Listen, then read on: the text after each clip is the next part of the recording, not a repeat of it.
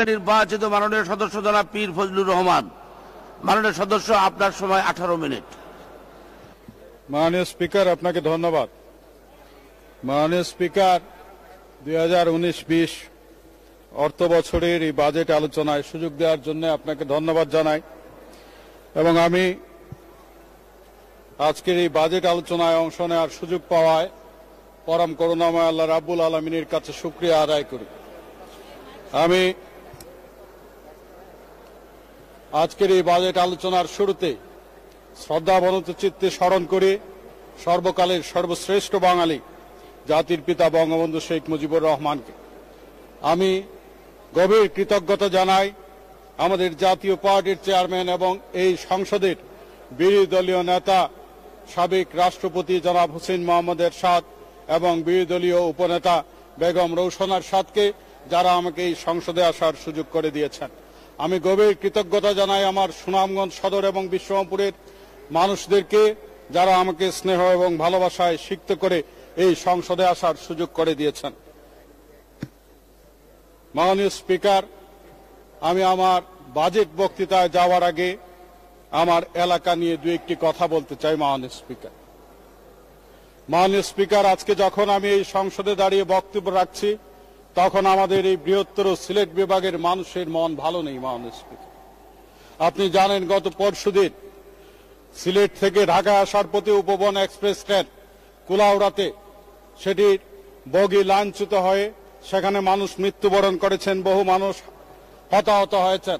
মাননীয় স্পিকার, আপনি শুনলে আশ্চর্য হবেন, এই সিলেট অঞ্চলের রেল লাইনের সংস্কার কাজের নামে সেখানে স্লিপার ধরে রাখার জন্য সেখানে বাঁশের চটি দিয়ে, যেখানে ইস্পাতের পাত দিয়ে সেখানে বাঁশের স্লিপার ধরে রাখার কথা, সেখানে বাঁশের মধ্যে পেরেক দিয়ে সেই স্লিপার রক্ষণাবেক্ষণ করা হয়। সিলেট অঞ্চলের প্রতি এই যে বৈষম্য, এই যে রেলের এই বৈষম্য, এর জন্য মানুষের মন ভালো নেই। মাননীয় স্পিকার, সিলেট অঞ্চল, তার আগে আমাদের এই সিলেটের শাহবাজপুরে, ব্রাহ্মণবাড়িয়ার শাহবাজপুরে একটি ব্রিজের ভাঙনের কারণে সড়ক পথে যোগাযোগ বন্ধ রয়েছিল সিলেট বিভাগের মানুষের। তার জন্য মানুষকে ট্রেনে আসতে হচ্ছিল, কিন্তু সেখানেও দুর্ঘটনায় মানুষের মৃত্যু হয়েছে। এই যেন সিলেটের যে উন্নয়ন, আমি বলি মাননীয় স্পিকার, সারা বাংলাদেশের উন্নয়ন হোক, আমাদের কোনো আপত্তি নাই, কিন্তু এই সারা বাংলাদেশে আপনি দেখবেন মাননীয় স্পিকার, বিভিন্ন জেলার সাথে সরাসরি ঢাকা থেকে ট্রেন যোগাযোগ চালু হয়, কিন্তু আমাদের সিলেটের এই রেল যোগাযোগে উন্নত করা হয় না। আমাদের সরাসরি ট্রেনের কোনো ব্যবস্থা করা হয় না, কোনো আন্তনগর ট্রেনকে ঢাকা থেকে সিলেটে সরাসরি যোগাযোগ দেওয়া হয় না। আমাদের সিলেট ঢাকা মহাসড়ককে 4 লেনে উন্নীত করার কথা আমরা শুনছিলাম মাননীয় স্পিকার বহুদিন থেকে, কিন্তু ময়মনসিংহের সাথে ঢাকার 4 লেন হয়, উত্তরবঙ্গের 4 লেন হয়, চট্টগ্রামের 4 লেন হয়, কিন্তু সিলেট বিভাগের সেই 4 লেন আজ পর্যন্ত হয় না। মাননীয় স্পিকার, সিলেটের মানুষের মন এই জন্য ভালো নেই। মাননীয় স্পিকার, আমাদের যোগাযোগ মন্ত্রীর কাছে আমি কৃতজ্ঞতা জানাই, তিনি আমাদের সুনামগঞ্জ সিলেট সড়কের ব্রিজ নির্মাণ করে দিয়েছেন, সড়কের কাজ তিনি দিয়েছেন, কিন্তু মাননীয় স্পিকার, দুঃখজনক হলো 1 বছর হয়ে গেছে সিলেট সুনামগঞ্জ সড়কের কাজ শুরু হয়েছে, কিন্তু সেই কাজের ধীর গতি, সেই কাজ শেষ হয় না। সুনামগঞ্জের মানুষের দুর্ভোগ শেষ হয় না। এই সিলেট সুনামগঞ্জের মানুষের যোগাযোগের ক্ষেত্রে দুর্ভোগের শেষ হচ্ছে না। মাননীয় স্পিকার, আমরা সুনামগঞ্জে জেলা সদরে আমরা একটি পাবলিক বিশ্ববিদ্যালয় চাই। মাননীয় স্পিকার, আমরা সুনামগঞ্জের সুরমা নদীতে, আমরা হালুয়ারঘাট ধারারগাঁওতে, সেই জায়গাতে সুরমা নদীর উপরে একটি ব্রিজ চাই। মাননীয় স্পিকার, এটি সুনামগঞ্জের মানুষের দাবি। আমরা ছাতক থেকে দোয়ারা বাজার হয়ে সুনামগঞ্জ সদরের সাথে রেল যোগাযোগ চাই। আমরা সুনামগঞ্জের চলতি নদীর উপরে ব্রিজ চাই। মাননীয় স্পিকার,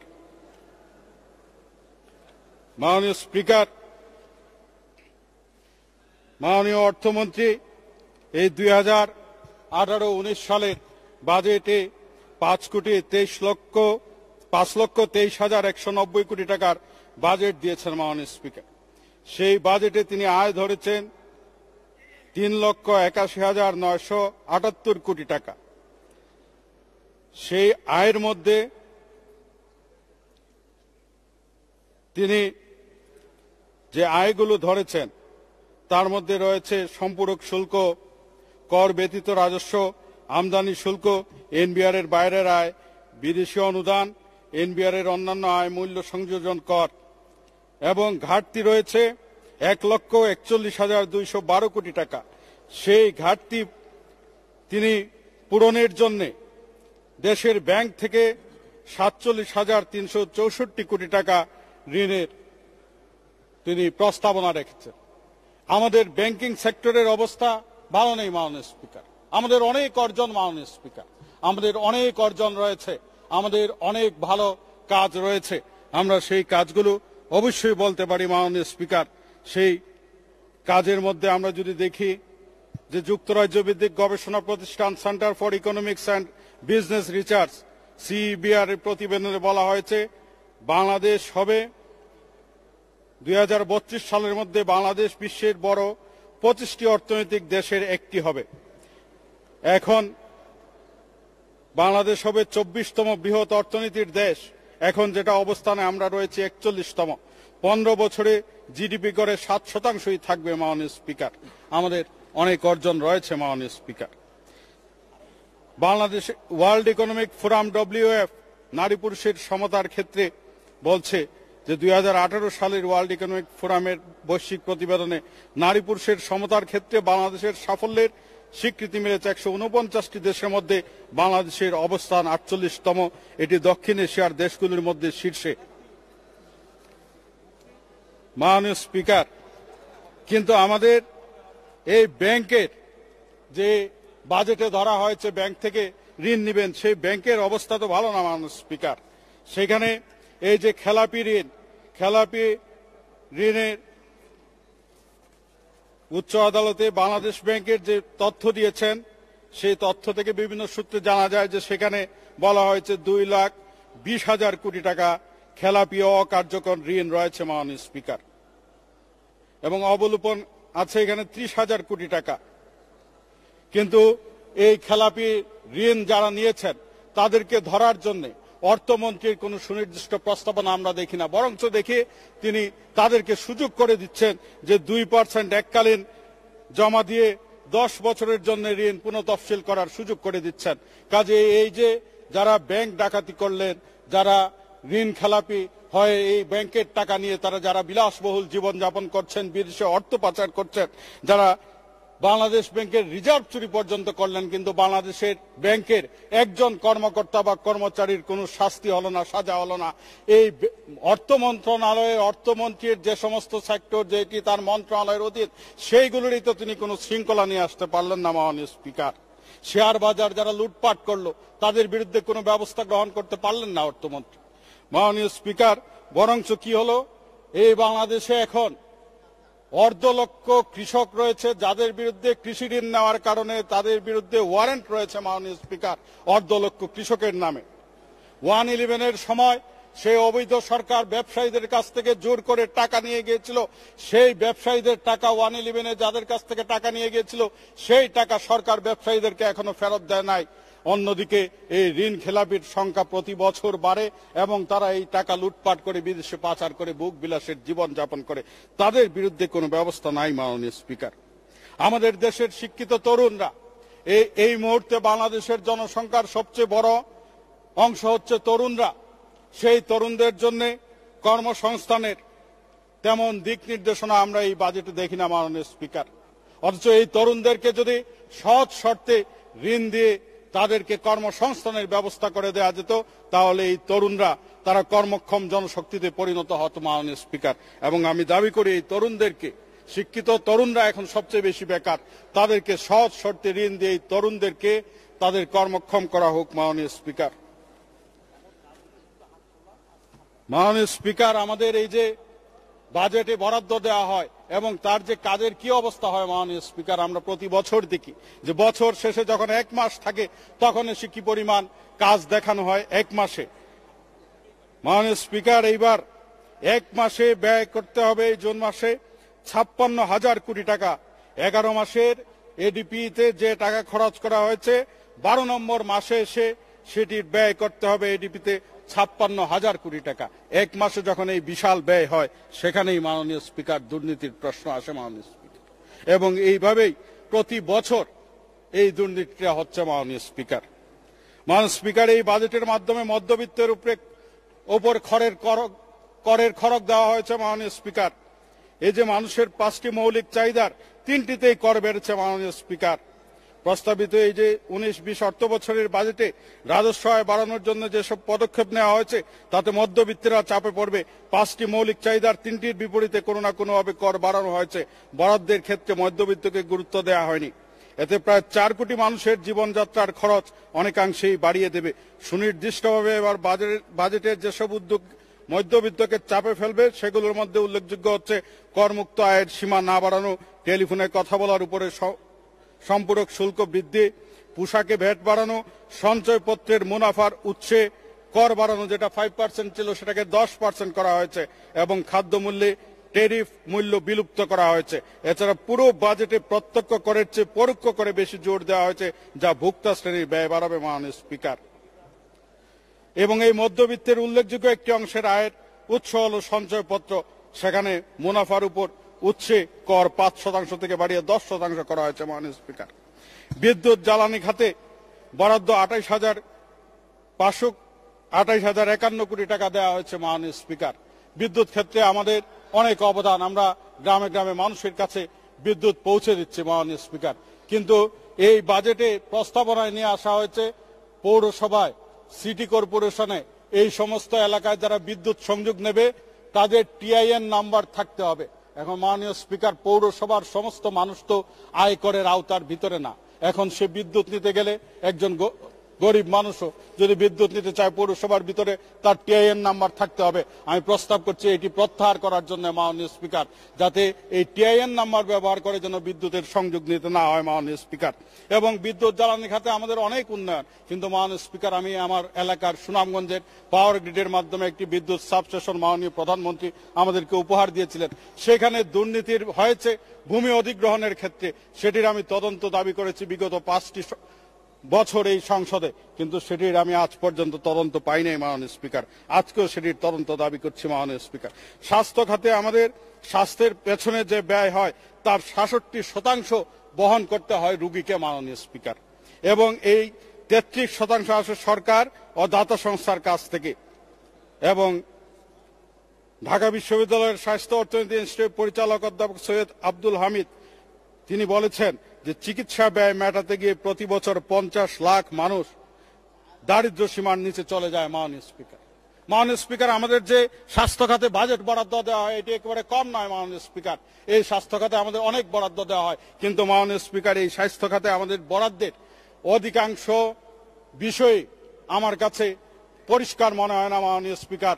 আমার সুনামগঞ্জ জেলা সদর হাসপাতাল 250 শয্যার, সেখানে মাননীয় স্পিকার আমি আজকে কয়েক মাস থেকে আমি মন্ত্রণালয়, মন্ত্রী, এই সংসদে 71 বিধি সব জায়গায় ঘুরছি, আমার এখানে কোনো ডাক্তার নাই, ভালো ডাক্তার নাই, অনেকগুলো ডাক্তারের পদ শূন্য, একটা এক্সরে পর্যন্ত এই জেলা সদরের হাসপাতালে হয় না মাননীয় স্পিকার। সেখানে কোনো রেডিওলজিস্ট নাই, যন্ত্রপাতি আছে, সব আছে, কিন্তু কোনো ডাক্তার নাই, মানুষের চিকিৎসা সেবা নিশ্চিত করা যাচ্ছে না।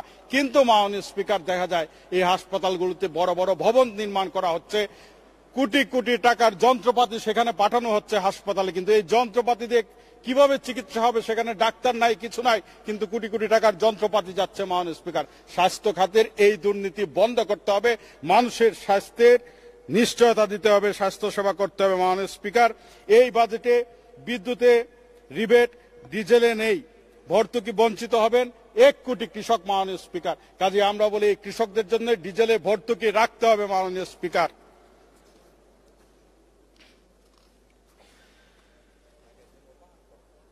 এবং এই কৃষকের উপরে 1.5 লাখের বেশি কৃষকের বিরুদ্ধে কৃষি ঋণের জন্য মামলা আছে মাননীয় স্পিকার, এবং 45,000-এর বিরুদ্ধে গ্রেফতারি পরোয়ানা রয়েছে মাননীয় স্পিকার। এটা 28 মে দৈনিক সংবাদ করেছে মাননীয় স্পিকার। এবং এই যে আমাদের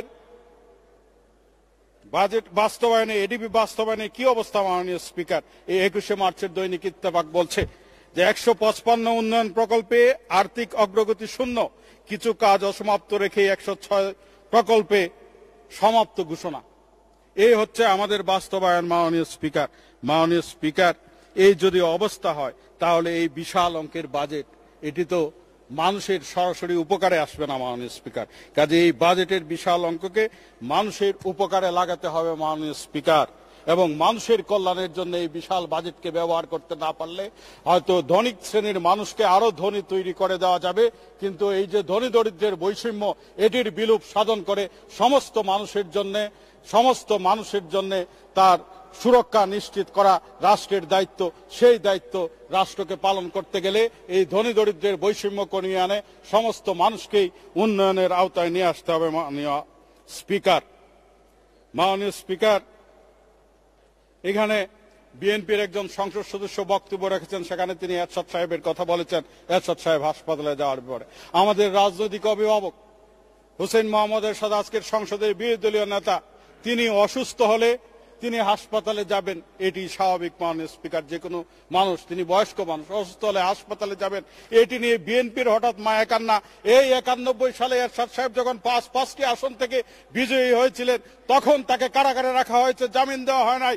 তার জন্য সেদিন আইনের শাসন ছিল না বাংলাদেশে। খালেদা জিয়া যেদিন ক্ষমতায় ছিলেন 91 সালে, আজকে এরশাদ সাহেবের জন্য মায়া দেখান, আজকে আইনের শাসনের কথা বলেন। মাননীয় স্পিকার, 79 সংসদে এই বিএনপি যখন ইন্ডেমনিটি অর্ডিন্যান্স পাশ করে, সেই সংসদে আমাদের প্রয়াত নেতা সংসদ সদস্য মিজানুর রহমান চৌধুরী, বাবু সঞ্জিত সেনগুপ্ত, তারা এই সংসদে ছিলেন, তারা এই ইন্ডেমনিটি নিয়ে কথা বলতে চেয়েছিলেন, তাদেরকে সংসদে কথা বলতে দেওয়া হয় নাই। বিএনপির তখন মেজরিটি ছিল, 260টি আসন তাদের বিএনপির ছিল।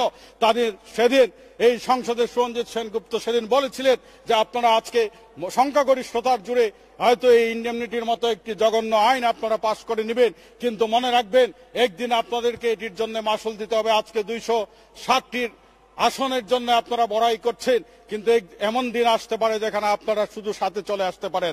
আজকে তার কথাটি প্রমাণিত হয়েছে মাননীয় স্পিকার। ইতিহাস কাউকে ক্ষমা করে না। আজকে বিএনপি 60টি আসনে এসে উপস্থিত হয়েছেন মাননীয় স্পিকার, যারা এই ইন্ডেমনিটির মতো কুখ্যাত আইন পাশ করেছিল, যে 75-এর 15ই আগস্টের যারা নিহত হয়েছিলেন জাতির জনক সহ শিশুপুত্র শেখ রাসেল, সেই মাসুম বাচ্চার হত্যার বিচার করা যাবে না, জাতির পিতার হত্যার বিচার করা যাবে না। এই ধরনের কুখ্যাত আইন বিএনপি 79 সংসদে পাশ করেছিল গায়ের জোরে, 207 আসনের সংখ্যাগরিষ্ঠতার জুড়ে। আজকে সঞ্জিত সেনের সেই কথার বাস্তবায়ন ঘটেছে। আজকে 7টি আসনে এসেছেন, আজকে মানবাধিকারের কথা বলেন, আজকে আইনের শাসনের কথা বলেন। 5টি আসনে বিজয়ী এরশাদ সাহেবের জন্য আইনের শাসন কোথায় ছিল? বেগম রওশনের সাথে আজকের বিরোধী দলের নেত্রী, তাকে কন্ডেম সেলে রাখা হয়েছিল, তখন আইনের শাসন কোথায় ছিল? মানবাধিকার কোথায় ছিল? মাননীয় স্পিকার, বিএনপি যদি কথা বলতে চান 75-এর পর থেকে তাদের সমস্ত কুকর্ম নিয়ে, তাদের কি কি আইন লঙ্ঘন করেছেন সমস্ত কিছু নিয়ে আসেন, কথা বলি এই সংসদে সবাই মিলে।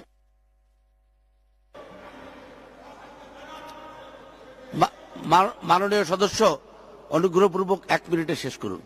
তারা 75-এর পর থেকে যেইভাবে মানুষকে হত্যা করেছেন, নির্যাতন করেছেন, 21শে আগস্টের মতো গ্রেনেড হামলা করেছেন, করে মানুষকে হত্যা করেছেন, আজকের সংসদ নেত্রীকে হত্যা করতে চেয়েছিলেন, সেই সমস্ত কিছু নিয়ে এই সংসদে কথা হবে।